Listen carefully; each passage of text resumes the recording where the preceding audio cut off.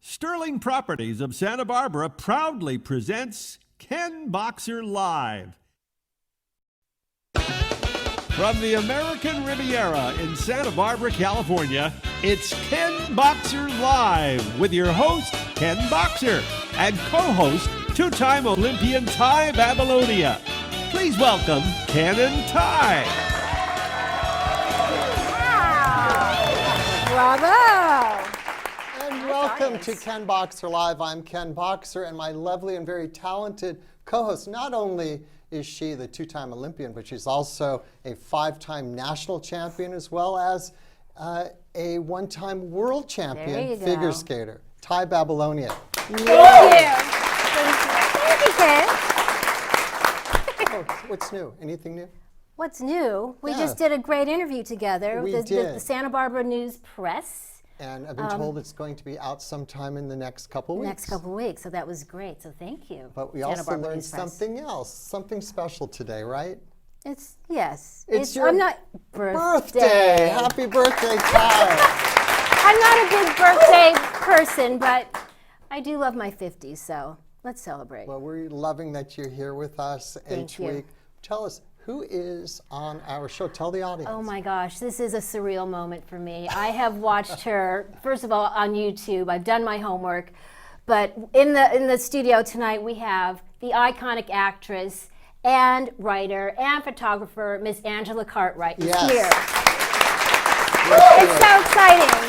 Very much so. So don't go away. We'll be right back with Angela Cartwright. Yes. Yay! Ken Boxer Live is brought to you in part by Wendy Foster, Santa Barbara and Montecito's premier clothing store. The Eagle Inn, a family-owned hotel near the beach in Santa Barbara. And by Santa Barbara Chicken Ranch, authentic Mexican-style mesquite barbecue. Now back to Ken Boxer Live. Thank you so very much. Thank you. And we are back. Joining us tonight is a true television and motion picture legend. Joining us is actress, author, and photographer Angela Cartwright.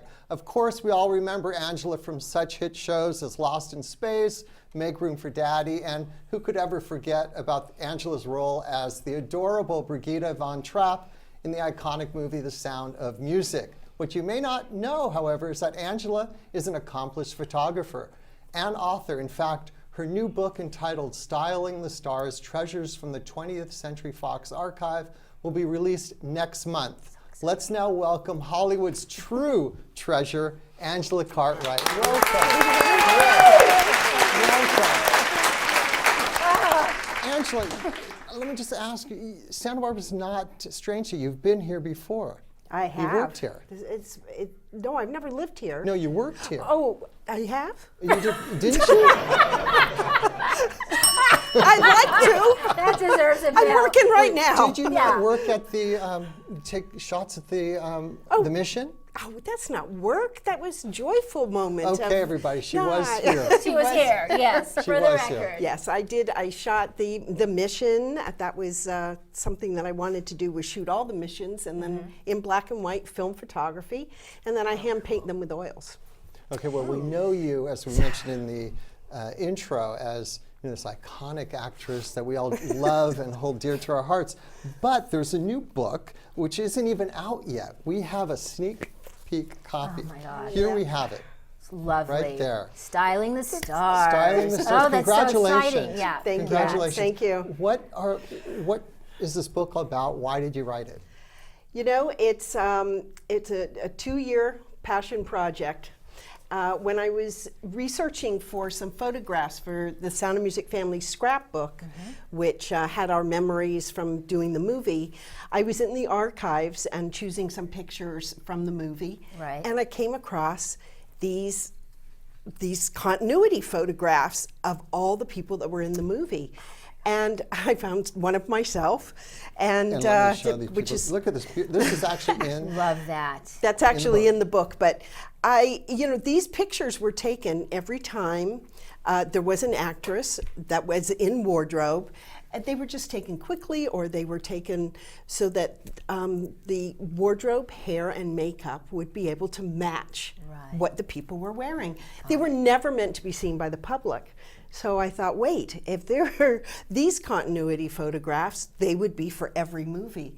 Well, I didn't Right. realize what I had actually opened up. It was kind of down in the bowels of the studio. You know, there's the archives, and we would uncover boxes with dust on them that had not been looked at That for is so cool. years. And that's what some of these photographs pages, are. It's priceless. These are Exactly. priceless. Well, they were never meant to be seen by the public, and there are some truly wonderful But how did you pictures. decide which ones to put in the book? and It which- wasn't It must have easy. been a lot of fun, though. It was. It was a fun and challenging and exciting project. And I did it with Tom McLaren, who is a person that I knew that loved memorabilia and loves the movies. Right. And so it was fun. And we'd sometimes go, oh my God, look at this. Well, you'll I have mean, to it do a was like second so book. You thrilling. can do another You book. can tell she's an actress. ladies and gentlemen.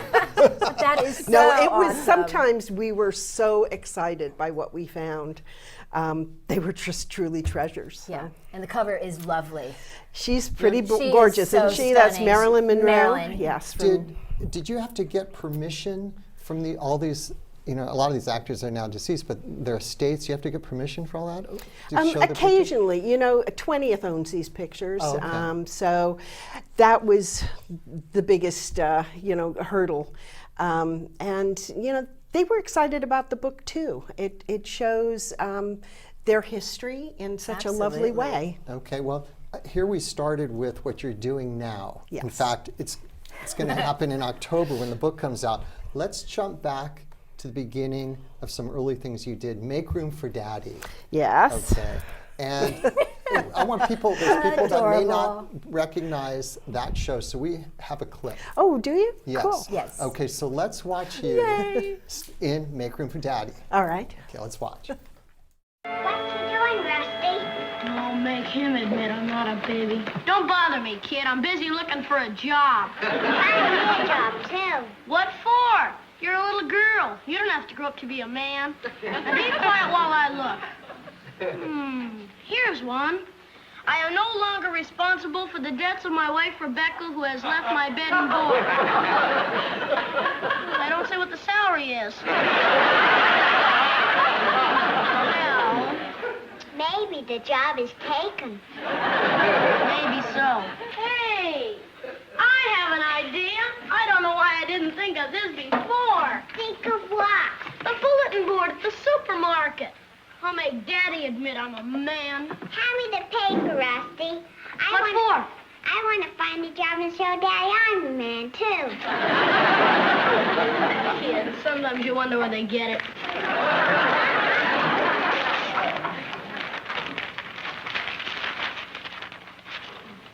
Oh, I forgot something. What'd you forget? I can't read.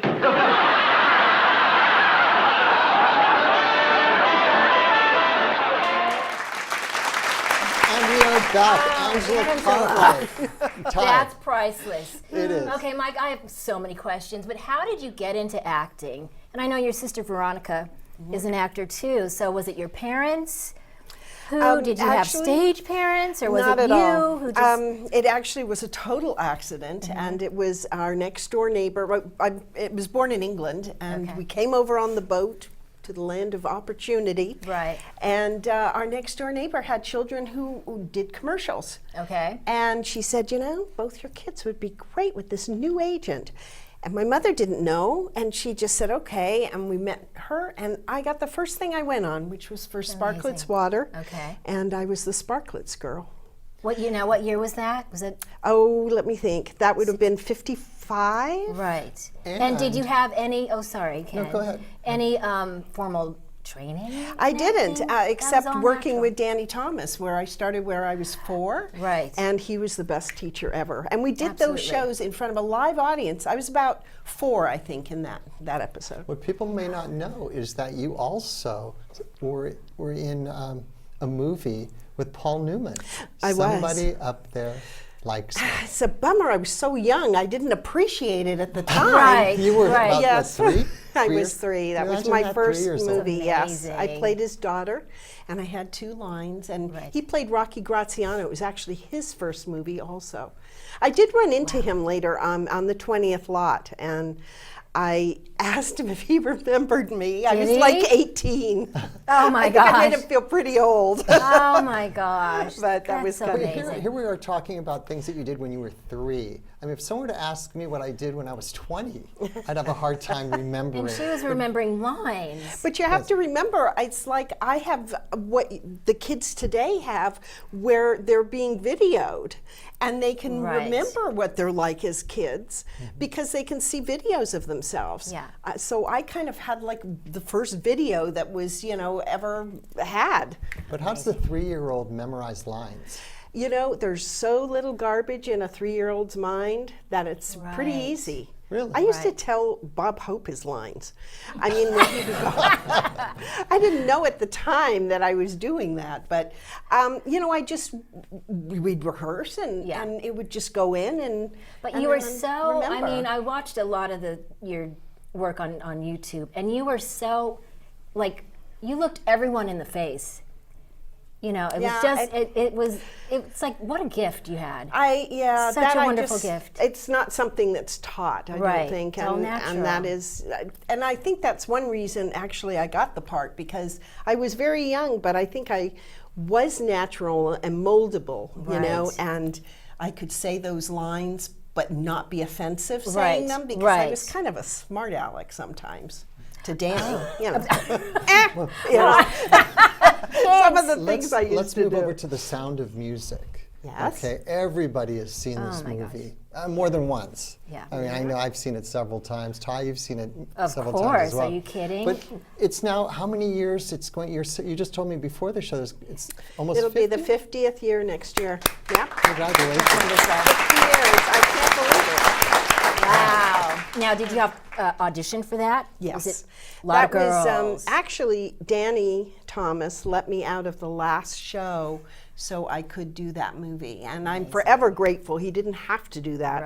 Right. There were many auditions because Robert Wise had a vision for that movie. It had been a stage play, Right. and everybody had always been blonde and perfect sized, and I think he wanted it to be more real and more believable, and I think that's why the movie works so well. Yes. People do remember and associate themselves with one of the kids I mean, growing didn't you up. have to wear a blonde wig at some point? Well, I did test in a blonde wig because they thought maybe I would play Louisa, and then they said no, and thank goodness because that would have been really. Well, I don't we look have that great another as a clip. blonde. We have another clip. Oh, you of- do? Yes, of your being in Sound of Music. So let's watch Angela Cartwright in The Sound of Music.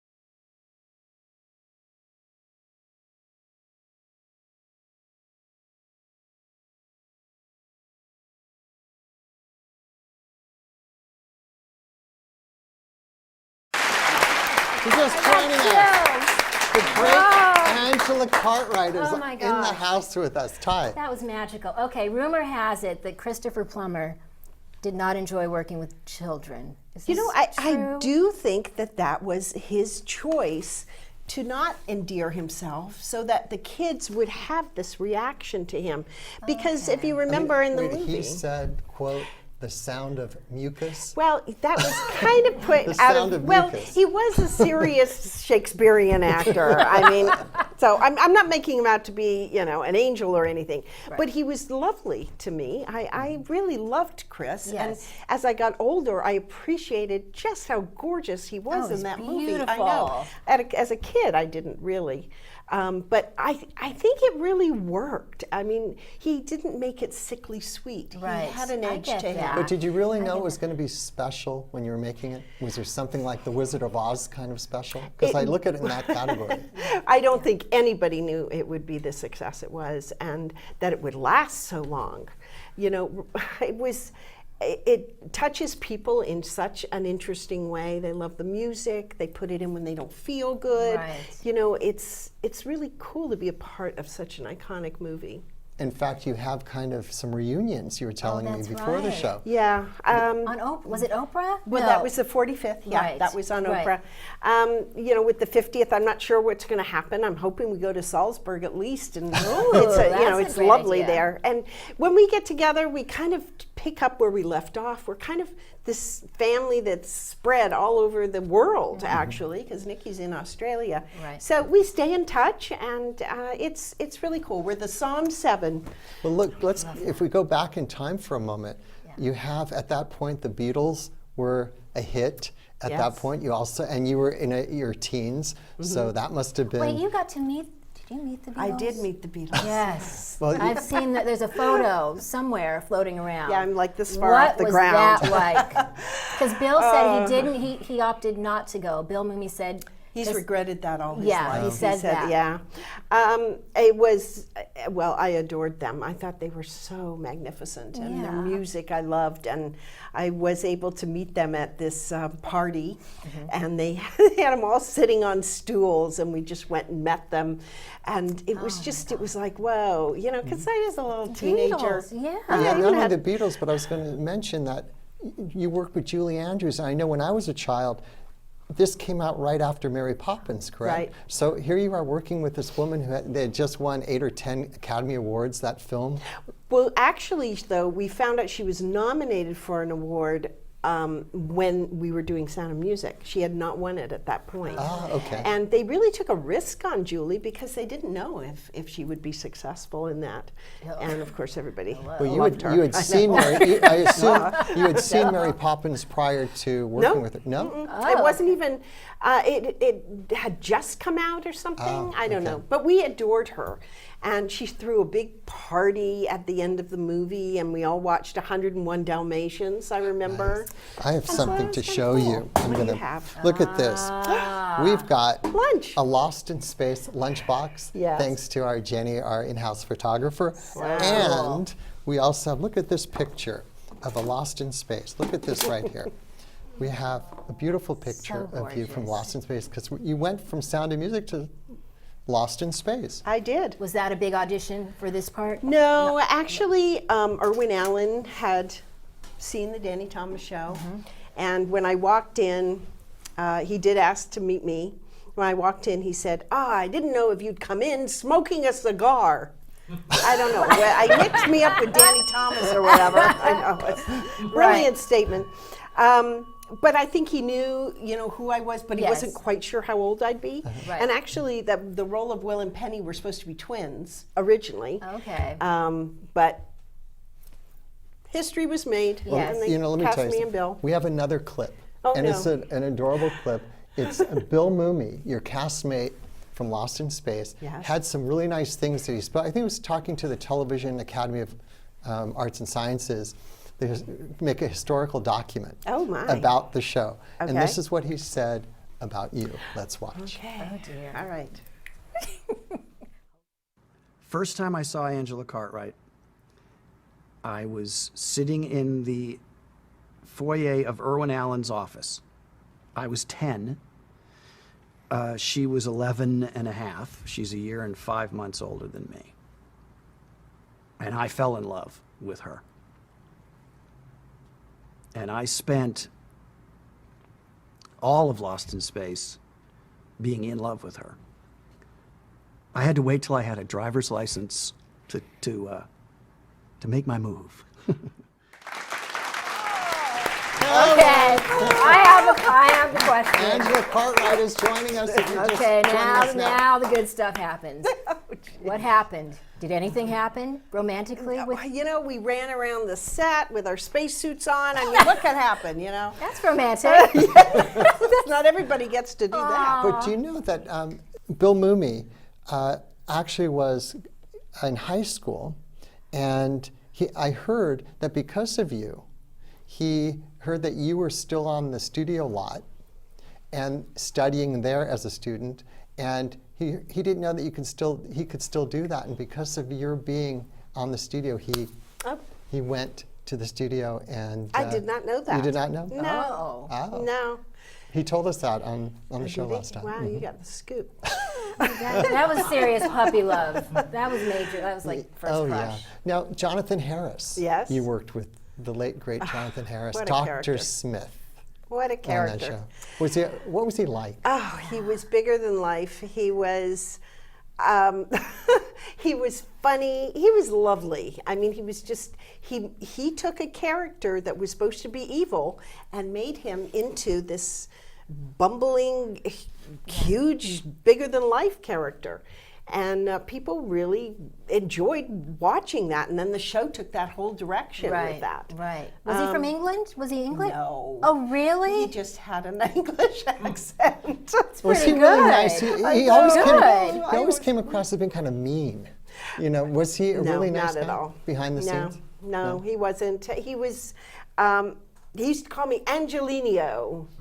And then he used to say, "How come we don't have any goats in your dowry?" Because he used to want to marry me. He used to say, I just used to think it was hilarious. Why do you goats? think, Angela, why do you think that these shows have lasted so long? And especially, Sound of Music we talked about briefly, but Lost in Space, it's still running. I know, isn't it amazing? I think part of it is that show captured the imagination of space travel because nobody had been on the moon at that point, but we wanted to go and we were thinking of what was out there. And I think people really, they wanted to be that family that went into outer space. Right. And I actually went to NASA to see the Discovery with Bill Mumy and Marta Kristen, who played Judy in the show. And the people in NASA told us more than once that it was Lost in Space that made them want to go into the space program. Really? Because they were kids, and Yeah. it just got their imagination going. That's it. Do you ever watch Star Trek? As a person that worked on Lost in Space, I'm sure they were. Well, Were they about the same time? Actually, Star Trek came out, I think, the next year. Bill would know better. He's so much better at that stuff than me with the dates. But I think it did, and it was very serious. And that's when ours went to color, with the big Peter Max colors and the costumes and the velour, so much velour. And then I think we took the comedy route, and Star Trek took the serious one.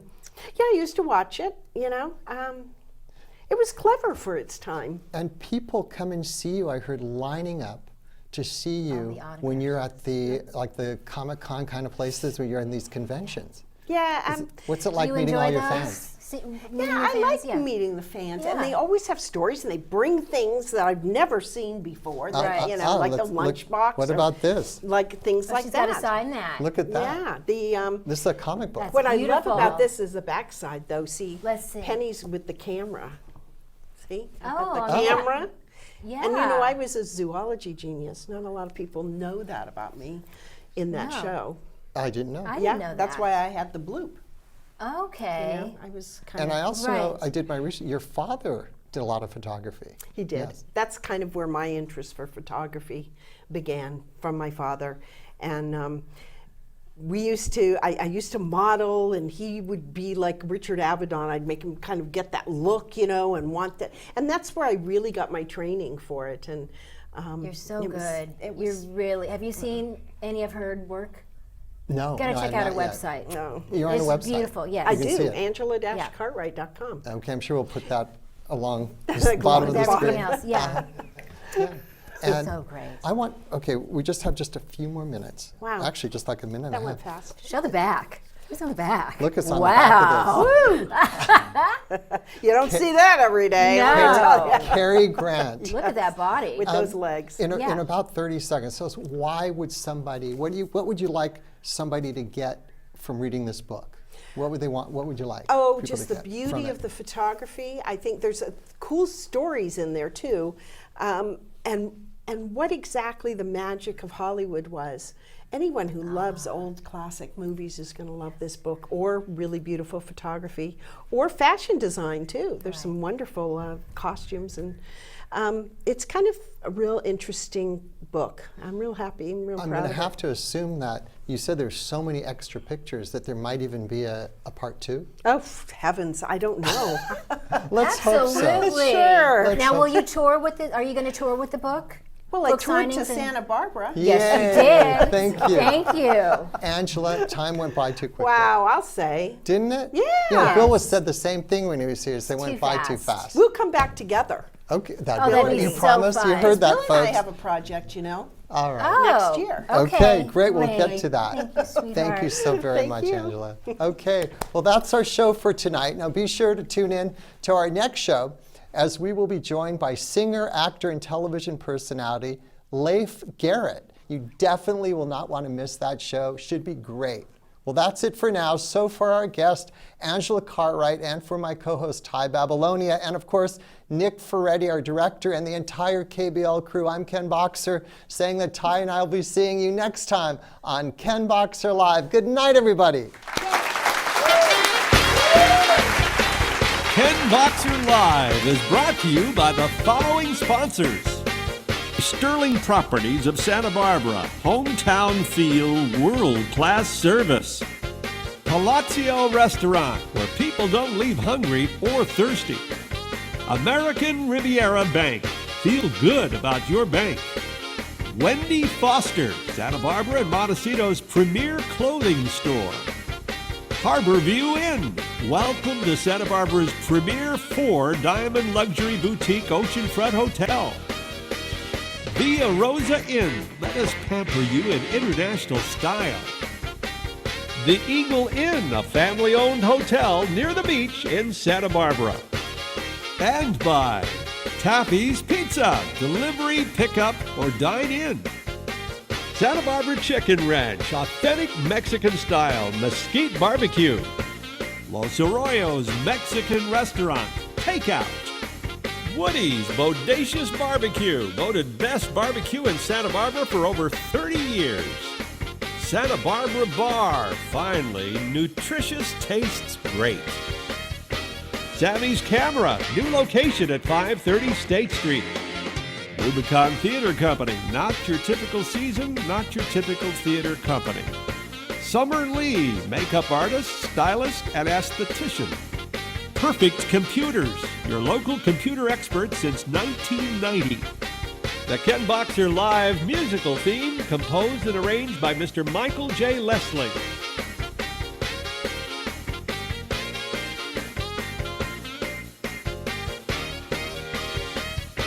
From all of us at Ken Boxer Live, I'm Baron Ron Heron. Good night, everyone.